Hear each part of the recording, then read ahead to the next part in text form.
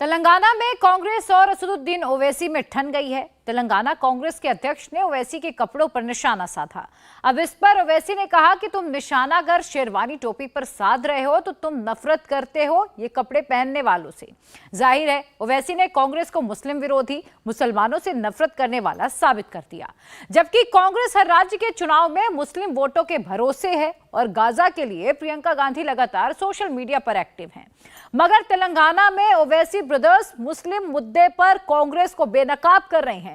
और सबसे ज्यादा मजे की बात यह है कि ओवैसी पूरे देश में ज्यादा से ज्यादा सीटों पर चुनाव लड़ते हैं, लेकिन अपने होम स्टेट तेलंगाना में सिर्फ 9 सीटों पर ही चुनाव लड़ रहे हैं।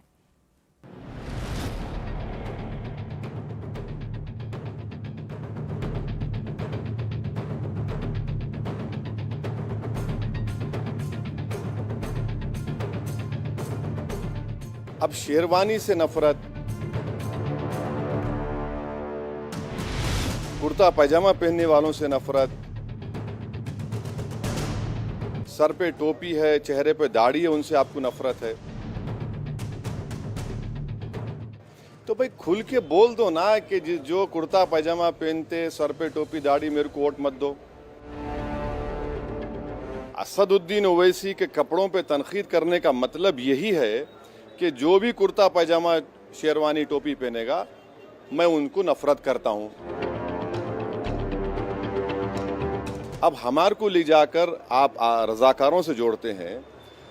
बिल्कुल ही कम अकल आदमी है, कम अकल है, पढ़ने लिखने आता नहीं शायद उनको। जो रजाकार थे वो भाग गए, जो वफादार थे, भारत के संविधान में भरोसा था, जो इस देश के हैं और रहेंगे। हम लड़ रहे हैं आरएसएस से, आज भी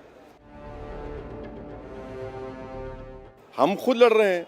इसको क्या मालूम रहे आरएसएस अन्ना को 65 साल से आरएसएस से कोई मुकाबला कर रहा है तो उसका नाम असदुद्दीन ओवैसी शेरवानी टोपी कुर्ता पैजामा पहनने वाला कर रहा है। इन्हों क्या कर रहे? घर किसका टूट रहा है, मॉब लिंचिंग किसकी हो रही है, किसको रोडों पे नाम पूछ के मारा जाता, किसके दुकानों को हलाल बोल के बंद किया जाता, ये तो सब आरएसएस के ऑर्गेनाइजेशंस करते।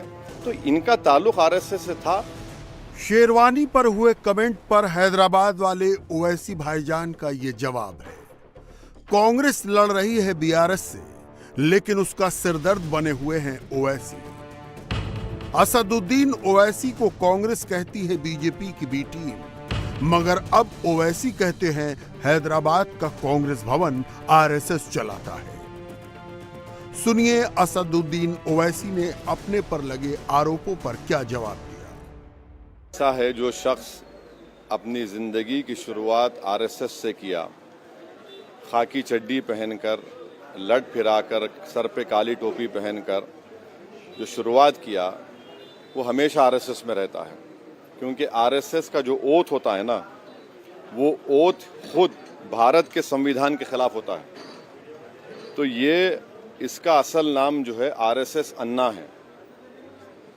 इसको आप कांग्रेस का जो पीसीसी प्रेसिडेंट है, इसको आरएसएस अन्ना पुकारना पड़ेगा।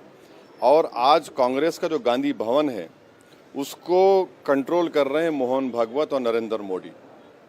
ये आरएसएस से आया है, आरएसएस में ही रहेगा। जो आरएसएस से निकल के आता वो नहीं छोड़ता आरएसएस को। तो आरएसएस उनको डुबा डुबा के एक रंग में कर देती उनको। तो आरएसएस से बीजेपी में गए, बीजेपी से तेलुगु देशम में गए, फिर आरएसएस ने कहा कि तेलुगु देशम अब कमज़ोर हो गई, तुम कांग्रेस में कूद जाओ। तो कांग्रेस में कुलाटी मारे। अब कांग्रेस में कुलाटी मारने के बाद उनको जो आरएसएस में जो तरबियत दी गई थी नफरत की, वो नफरत उनकी ज़बान पे आ गई। हैदराबाद के जुबली हिल्स विधानसभा सीट से कांग्रेस पार्टी ने पूर्व क्रिकेटर मोहम्मद अजहरुद्दीन को उम्मीदवार बनाया है। इससे पहले कांग्रेस ने अजहरुद्दीन को यूपी के मुरादाबाद से सांसद बनाया। अजहरुद्दीन को लाने के बाद कांग्रेस को अपनी जीत पर भरोसा था, मगर ओवैसी की पार्टी का उम्मीदवार खड़ा होने के बाद कांग्रेस के लिए मुस्लिम वोटों के बंटने का खतरा पैदा हो गया है। हालांकि अजहरुद्दीन का दावा है कि वो एआईएमआईएम के उम्मीदवार खड़ा करने को लेकर चिंतित नहीं है। जुबली हिल्स के लोग उनके साथ हैं, मगर कांग्रेस इसे लेकर परेशान है, इसलिए ओवैसी पर हमलावर है। अजहरुद्दीन पर ओवैसी का जवाब क्या है, जरा ये भी सुनिए। अजहरुद्दीन पॉलिटिशियन नहीं है। अजहरुद्दीन एचसीए के जो प्रेसिडेंट थे, उनको एचसीए का प्रेसिडेंट बनाने वाले का नाम केटी रामाराव। उन एचसीए के प्रेसिडेंट बनने के बाद एचसीए को जो रांची की टीम होती ना, उसका लेवल्स होता, प्लेट लेवल पे ला ली अजहरुद्दीन। अजहरुद्दीन के ऊपर 4 एफआईआर बुक हुए करप्शन के। अजहरुद्दीन जब चेयरमैन थे हैदराबाद क्रिकेट एसोसिएशन के, तो पैसे लेकर गरीब बच्चों को टीम में लेते थे, फिर 11 में खेलने के पैसे अलग लेते थे। तो डिजास्टर है, as a HCA president disaster रहे उन्होंने। अब यहाँ पर उन्होंने आए हैं, माइनॉरिटी को भी सब सुनिए कई का माइनॉरिटी सपोर्ट। अजहरुद्दीन हमारे खिलाफ कैंडिडेट नहीं लड़ रहा। नहीं, सुनिए, नामपल्ली में नहीं लड़ रहे। नामपल्ली में कौन लड़ रहे हमारे खिलाफ, या खो चार मीनार में कौन लड़ रहे हमारे खिलाफ? इलेक्शन है, ये एंटाइटलमेंट की पॉलिटिक्स है। मैं आ गया, मेरे खिलाफ कोई नहीं आना। अरे कोई बाल खान दो, वहां मुकाबला करो हमारे से, हमारे क्या करने का। ओवैसी हैदराबाद में मुस्लिम वोटों के भरोसे जीतने का दावा करते हैं, मगर कांग्रेस भी मुस्लिम वोट में सेंधमारी की फिराक में है। यही वजह है कि ओवैसी लगातार कांग्रेस के टारगेट पर हैं। सियासी जानकार मानते हैं एआईएमआईएम जुबली हिल्स निर्वाचन क्षेत्र में मुस्लिम वोट बांटेगी। असदुद्दीन ओवैसी ने पहली बार जुबली हिल्स विधानसभा सीट से मोहम्मद राशिद फराजुद्दीन को मैदान में उतारा है। केसीआर की बीआरएस ने अपने मौजूदा विधायक एम गोपीनाथ को इस क्षेत्र से फिर अपना उम्मीदवार बनाया है। अगर वोट बंटे तो गोपीनाथ के जीतने की पूरी उम्मीद है।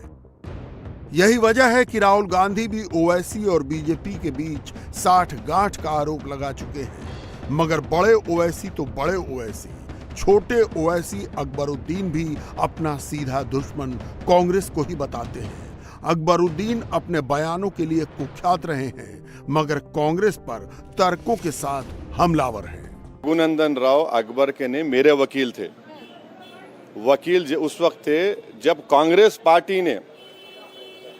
पार्टी ने मेरे को धोखा दे के जेल को भिजाया। मुतंगी की मस्जिद तोड़ रहे थे कांग्रेस पार्टी वाले, तो मस्जिद को तोड़ रहे, तो मैं जाके रोका मस्जिदों को, तो मेरे पे केस बुक करे और उसके बाद धोखा दे के बुला के मेरे को 6 दिन जेल में रखे।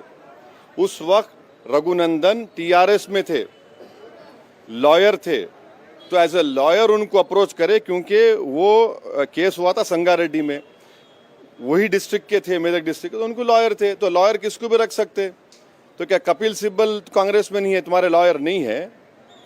हाँ, एक बहुत बड़े लॉयर है, आपके एमपी हैं कांग्रेस के, उन्होंने टीएमसी को अपियर होते, लॉयर नहीं कर सकता क्या? हाँ। और रहा सवाल शेरवानी कुर्ता पैजामा, आप क्लासिक फैशिज्म है, ये याद रखो। हिटलर के जमाने में भी यहूदियों के पहले कपड़ों पे हमला होता था। आगे बढ़ने से पहले आइए जरा तेलंगाना का सियासी अंगड़ समझ लेते हैं। 119 सीटों वाली तेलंगाना में सत्ता हासिल करने का मैजिक नंबर 60 है।